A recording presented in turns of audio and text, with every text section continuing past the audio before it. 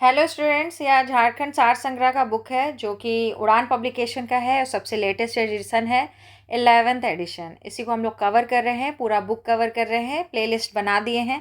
आप जाके प्लेलिस्ट में सभी वीडियोस को देख सकते हैं। आज जो टॉपिक हम लोग लिए हैं वो है प्रत्यार्पण एवं पुनर्वास नीति।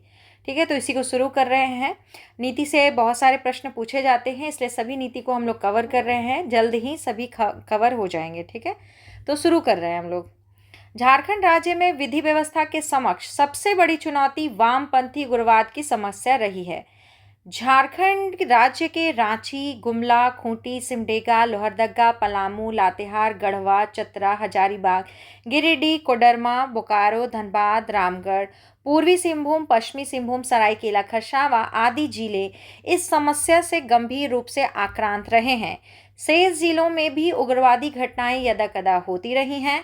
झारखंड राज्य के गठन के पश्चात इस समस्या को चुनौती के रूप में लिया गया, जिसमें विशेष सफलताएं मिली, जिससे उग्रवादियों का मनोबल गिरा है। विभिन्न माध्यमों से प्राप्त सूचनाओं के आधार पर कहा जा सकता है कि बहुत से लोग बहकावे में आकर अथवा गलत धारणाओं के अंतर्गत वामपंथी उग्रवादियों के साथ मिल गए हैं। जिन्हें अब अपनी गलती का एहसास हो रहा है, वे समाज की मुख्य धारा में लौटने को आतुर हैं। ऐसे तत्वों को एवं उनके परिवार को मुख्य धारा में वापस लाने के उद्देश्य से एक प्रत्यार्पण नीति का निर्धारण सन 2001 में किया गया था, परंतु उक्त प्रत्यार्पण नीति का प्रतिफल उत्साहवर्धक नहीं पाया गया। इस पृष्ठभूमि में इस योजना को उत्साहवर्धक एवं आकर्षक बनाए जाने के लिए सम्यक विचारोपरांत राज्य सरकार पूर्व की नीति के स्थान पर नई प्रत्यार्पण एवं पुनर्वास नीति का निरूपण निम्नवत करती है। राज्य में प्रत्यार्पण एवं पुनर्वास नीति की घोषणा 2009 में की गई थी, जिसमें समय समय पर संशोधन किया गया है।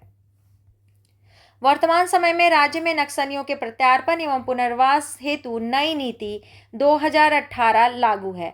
तो अभी हम लोग पढ़ेंगे नक्सलियों के प्रत्यार्पण एवं पुनर्वास हेतु नई नीति 2018। ठीक है, राज्य सरकार द्वारा वामपंथी उग्रवादियों के प्रत्यार्पण एवं पुनर्वास नीति को अधिक आकर्षक बनाने के उद्देश्य से 2015 की प्रत्यार्पण एवं पुनर्वास नीति में 2018 में संशोधन किया गया है, जो इस प्रकार है। उद्देश्य, सबसे पहले जानिए कि नीति को लाने का उद्देश्य क्या है। इस नीति का उद्देश्य वामपंथी उग्रवादियों के प्रत्यार्पण को प्रोत्साहित करना तथा प्रत्यार्पण कर चुके उग्रवादियों को समाज की मुख्य धारा से जोड़ते हुए उनके लिए वैकल्पिक रोजगार की व्यवस्था एवं आर्थिक सहायता उपलब्ध कराना है। अब देखिए परिभाषा, किसको उग्रवादी कहिएगा। वामपंथी उग्रवाद का तात्पर्य ऐसे संगठनों के सदस्यों से है जिन्हें राज्य सरकार द्वारा भारतीय अपराध संशोधन अधिनियम 1908 की धारा 16 के तहत अवैधानिक घोषित किया गया है। ये आपके लिए इंपॉर्टेंट है। अब देखिए योग्यता क्या है। यह योजना केवल उन्हीं उग्रवादियों पर लागू होगी जिन्हें उग्रवादी संगठन के दस्ते के सदस्य या उसके ऊपर के पदधारक के रूप में विशेष शाखा द्वारा पहचान की गई हो। प्रत्यार्पण करने वाले उग्रवादियों द्वारा संगठन के संबंध में सभी जानकारियों का खुलासा करने, संबंधित आपराधिक मामलों के संबंध में सभी तथ्य उपलब्ध कराने की स्थिति में ही उन्हें विशेष प्रोत्साहन दिया जाएगा। प्रोत्साहन की राशि सरकार द्वारा अनुमोदित पैकेज के अधीन होगी। प्रत्यार्पण पूर्ण रूपेण स्वैच्छिक तथा बिना किसी दबाव उग्रवादी संगठन की प्रेरणा से होना आवश्यक है। साधारणतः विशेष शाखा का प्रत्यार्पण संबंधित सभी पहलुओं का सत्यापन ही एकमात्र मानक होगा, किंतु विशेष परिस्थितियों में किसी भी प्रस्ताव के तथ्यों का सत्यापन सरकार अन्य स्रोतों से भी करा सकती है। उग्रवादियों द्वारा प्रत्यार्पण मंत्री, सांसद, विधायक, प्रमंडलीय आयुक्त, प्रक्षेत्रीय पुलिस महानिरीक्षक, पुलिस उप महानिरीक्षक, जिला दंडाधिकारी, पुलिस अधीक्षक अथवा राज्य सरकार द्वारा मनोनीत पदाधिकारियों के समक्ष किया जा सकता है। ये पदाधिकारी समर्पणकर्ता उग्रवादियों को आवश्यक कानूनी कार्रवाई हेतु निकटवर्ती पुलिस स्टेशन या पुनर्वास केंद्र को सुपुर्द करेंगे, जहां उनके पुनर्वास योजना का सूत्रण या कार्यान्वयन किया जाएगा। अब देखिए स्क्रीनिंग समिति के बारे में। प्रत्येक उग्रवादी के प्रत्यार्पण को स्वीकार करने के संबंध में निर्णय एक स्क्रीनिंग समिति द्वारा लिया जाएगा। इस समिति के अध्यक्ष जिला पुलिस अधीक्षक होंगे एवं अन्य सदस्य के रूप में जिला दंडाधिकारी तथा पुलिस महानिदेशक से विशेष शाखा द्वारा एक एक पदाधिकारी मनोनीत किए जाएंगे। अब देखेंगे पुनर्वास समिति। प्रत्येक जिला में प्रत्यार्पण करने वाले उग्रवादियों के लिए जिला दंडाधिकारी की अध्यक्षता में जिला पुनर्वास समिति गठित होगी, जिसके सदस्य सचिव, जिला पुलिस अधीक्षक होंगे तथा उप विकास आयुक्त, महाप्रबंधक, जिला उद्योग केंद्र, जिला के अग्रणी बैंक पदाधिकारी एवं संवेदेष्टा गृह रक्षा वाहिनी के सदस्य होंगे। जिला पुनर्वास समिति द्वारा प्रत्येक प्रत्यार्पण कर चुके उग्रवादी के संबंध में निम्नलिखित तथ्यों को ध्यान में रखकर पुनर्वास पैकेज तैयार किया जाएगा। तो पहला है कि उग्रवादी की सामाजिक आर्थिक पृष्ठभूमि देखी जाएगी, उम्र, उनके सामान्य शैक्षणिक एवं तकनीकी योग्यता, पुनर्वासन हेतु उपलब्ध विकल्पों के संबंध में उसकी प्राथमिकता, प्रस्तावित पुनर्वास पैकेज की संभाव्यता। पुनर्वास पैकेज के सूत्रण के संबंध में पुनर्वास समिति द्वारा पेशेवर सहायता एनजीओ परामर्शी से प्राप्त की जा सकती है। जिला पुनर्वास समिति द्वारा सूत्रण किए गए प्रत्यार्पित उग्रवादी निर्दिष्ट पुनर्वास पैकेज को पुलिस महानिदेशक के माध्यम से राज्य सरकार के पास अनुशंसा के साथ भेजा जाएगा। अब देखिए पुनर्वास पैकेज कैसा कैसा है और क्वेश्चन यहाँ से बनेगा, इसलिए ध्यान से पढ़िएगा। पुनर्वास पैकेज के अवयव के रूप में नीचे अंकित सुविधाओं को सम्मिलित किया जाएगा। पहला, नक्सलियों का श्रेणी ए एवं श्रेणी बी में श्रेणीकरण। ए श्रेणी में जोनल कमांडर एवं उसके ऊपर के स्तर के नक्सलियों को रखते हुए पुनर्वास अनुदान रुपए 6 लाख होंगे, जिसमें से रुपए 2 लाख का भुगतान तत्काल सरेंडर के उपरांत किया जाएगा तथा शेष रुपए 4 लाख का भुगतान 2 बराबर किस्तों में होगा, जिसकी पहली किस्त 1 वर्ष के बाद तथा दूसरी किस्त 2 वर्ष बाद सरेंडर उग्रवादी की गतिविधियों की छानबीन विशेष शाखा द्वारा किए जाने के पश्चात देय होगा तथा बी श्रेणी में जोनल कमांडर से नीचे के स्तर के नक्सलियों को रखते हुए पुनर्वास अनुदान रुपए 3 लाख रुपए, जिसमें से 1 लाख रुपए मात्र का भुगतान तत्काल सरेंडर के उपरांत किया जाएगा तथा शेष राशि 2 लाख रुपए जो होंगे उसका भुगतान 2 बराबर किस्तों में होगा, जिसकी पहली किस्त 1 वर्ष के बाद तथा दूसरी किस्त 2 वर्ष के बाद आत्मसमर्पित उग्रवादियों की गतिविधियों को छानबीन विशेष शाखा द्वारा किए जाने के पश्चात ही देय होगा। कार्यशील एवं नियमित आग्नेय शास्त्र गोला बारूद के समर्पण के बदले अतिरिक्त भुगतान निम्न रूपेण तालिका के अनुसार किया जाएगा। देखिए, अब जो ये हथियार या डिवाइस देने पर क्या धनराशि पुरस्कार में मिलता है वो हम लोग इस कॉलम में देखने वाले हैं। ठीक है, तो जैसे देखिए कि रॉकेट लॉन्चर LMG अगर दिया जाए तो उसको 1 लाख रुपए पुरस्कार के तौर पर मिलेगा।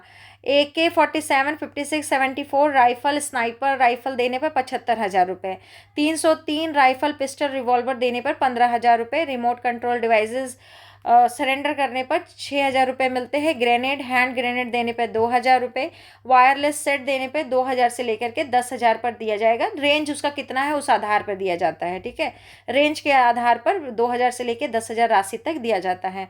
IED 6,000 रुपये उसके लिए मिलते हैं। विस्फोटक सामग्री प्रति किलोग्राम के दर से 2,000 रुपये प्रति किलोग्राम दिया जाता है।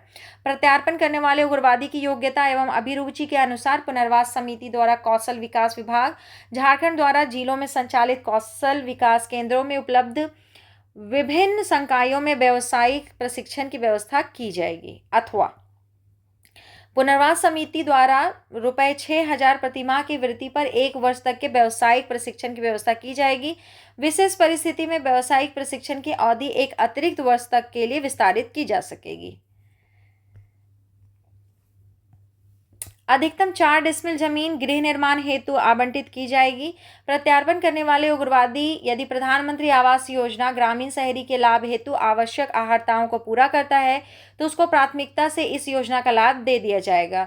योजना के लाभ हेतु अगर वह इन शर्तों को पूरा नहीं करता है तो उसको प्रधानमंत्री आवास योजना ग्रामीण या शहरी में वर्णित राशि आवास निर्माण हेतु दी जाएगी। यह राशि लाभ प्रत्यार्पण करने वाले उग्रवादियों को पुनर्वास समिति द्वारा गृह निर्माण हेतु आवंटित जमीन की स्थिति ग्रामीण शहरी के अनुसार दी जाएगी। राज्य के अंतर्गत सरकारी चिकित्सा संस्थानों में उग्रवादी एवं उनके परिवारों को निःशुल्क चिकित्सा की व्यवस्था की जाएगी। आत्मसमर्पित नक्सलियों उनके बच्चों के स्नातक स्तर तक की शिक्षा में शिक्षण शुल्क, हॉस्टल फी व अन्य फी के साथ के रूप में अधिकतम 40,000 रुपये मात्र वार्षिक भुगतान किया जाएगा। यह भुगतान प्रत्येक तिमाही में संबंधित शिक्षण संस्थानों को अग्रिम रूप में दिया जाएगा। मुख्यमंत्री कन्यादान योजना के अंतर्गत महिला उग्रवादी एवं उग्रवादियों की पुत्रियों के वैवाहिक कार्यक्रम हेतु अनुदान राशि दी जाएगी। यदि प्रत्यार्पण करने वाले उग्रवादी के सिर पर उसके मारे जाने या गिरफ्तार होने पर कोई सरकारी इनाम घोषित हो तो समर्पण के उपरांत घोषित इनाम राशि उन्हें ही प्रदान कर दी जाएगी। संगठन के विभिन्न पदाधिकारियों के समर्पण करने पर घोषित इनाम की राशि परिशिष्ट 01 के अनुरूप भुगतान की जाएगी। समर्पण के उपरांत यदि समर्पणकर्ता को उग्रवादियों द्वारा मारा जाता है तो उसके परिवार को सरकार द्वारा तत्समय उग्रवादी हिंसा में मृत आम नागरिक के आश्रित को अनुमान्य अनुदान एवं सुयोग्य आश्रित को नौकरी का लाभ दिया जाएगा, भले ही मृतक का प्रत्यार्पण के पूर्व आपराधिक इतिहास रहा हो। राष्ट्रीय सहकारी बैंक से स्वनियोजन हेतु 4 लाख रुपए तक के लिए ऋण प्राप्ति में सहायता देगी। ऋण से प्राप्त राशि पर देय ब्याज के विरुद्ध सरकार 50% की सीमा तक अधिकतम 1 लाख रुपए की राशि की प्रतिपूर्ति करेगी। अब अथवा में सुनिए, शारीरिक मापदंडों को पूरा करने वाले प्रत्यार्पित उग्रवादियों को पुलिस गृह रक्षक विशेष पुलिस अधिकारी के रूप में नियुक्ति पर विचार किया जा सकता है। महानिदेशक एवं पुलिस महानिरीक्षक को विशेष परिस्थितियों में निर्धारित शारीरिक मापदंड को शिथिल करने की शक्ति होगी। राज्य सरकार द्वारा प्रत्यार्पित उग्रवादी को 5 लाख रुपए की जीवन बीमा कराई जाएगी एवं इसके लिए आवश्यक प्रीमियम का भुगतान किया जाएगा। प्रत्यार्पित उग्रवादी के आश्रितों के लिए भी परिवार के अधिकतर सदस्यों के लिए 1 लाख रुपए का समूह जीवन बीमा कराया जाएगा, यानी कि एक साथ। प्रत्यार्पित उग्रवादी की संपत्ति को उग्रवादियों द्वारा क्षतिग्रस्त किए जाने की स्थिति में क्षति का आकलन पुनर्वास समिति द्वारा करके क्षतिपूर्ति की जाएगी। पुनर्वास पैकेज को अंतिम रूप से गृह विभाग झारखंड द्वारा अनुमोदित किया जाएगा। यदि प्रत्यार्पणकर्ता कालांतर में पुनः उग्रवादी गतिविधियों में संलिप्त हो जाता है तो पुनर्वास पैकेज के अंतर्गत भुगते सभी लाभ राज्य सरकार या बैंक, यदि ऋण का भुगतान नहीं किया गया हो, द्वारा स्वतः जब्त कर लिया जाएगा। परोक्ष रूप से प्रत्यार्पणकर्ता के उग्रवादी गतिविधियों में संलिप्त होने या नहीं होने के बिंदु पर अंतिम निर्णय एवं निष्पादन विशेष शाखा के प्राप्त सूचना मंतव्य के आधार पर जिला पुनर्वास समिति द्वारा किया जाएगा। अब देखिए न्यायालय संबंधी क्या मामले हैं। प्रत्यार्पित उग्रवादी के विरुद्ध लंबित जघन्य आपराधिक मामलों को विधि के अनुसार निष्पादित किया जाएगा। अन्य अपराधों के लिए समर्पणकर्ता को प्ली बार्गेनिंग का विकल्प रहेगा। आत्मसमर्पित उग्रवादी को उसके अनुरोध पर अधिक से अधिक खुला जेल सह पुनर्वास केंद्र में स्थानांतरण की नियम सम्मत कार्रवाई की जाएगी। न्यायिक प्रावधान के तहत आवश्यकता शर्त पूरा करने की स्थिति में सरकार द्वारा राजशाही या अप्रूवर बनाने, महिला एवं नाबालिग होने की स्थिति में प्रचलित विधि सम्मत कार्रवाई की जा सकती है। गृह निर्माण हेतु भूमि उपलब्ध नहीं कराए जाने की स्थिति में किराए पर रह रहे आत्मसमर्पित उग्रवादी नक्सली या उनके परिवार को 1500 रुपये प्रति माह किराए राशि का भुगतान किया जाएगा। यह लाभ गृह निर्माण हेतु सरकार द्वारा भूमि उपलब्ध कराए जाने या निःशुल्क आवास उपलब्ध नहीं कराए जाने पर अधिकतम 10 वर्ष तक इनमें जो भी पहले हो उस समय तक देय होगा। प्रत्यार्पित उग्रवादी के विरुद्ध लंबित मुकदमे के शीघ्र निष्पादन हेतु विशेष न्यायालय फास्ट ट्रैक कोर्ट गठित किया जाएगा। प्रत्यार्पित उग्रवादी द्वारा उग्रवादी गतिविधियों में सम्मिलित होने के पीछे लंबित भूमि विवाद का कारण होने की स्थिति में संबंधित भूमि विवाद के मामलों का निपटारा प्राथमिकता के आधार पर उपलब्ध न्यायालयों से कराया जाएगा।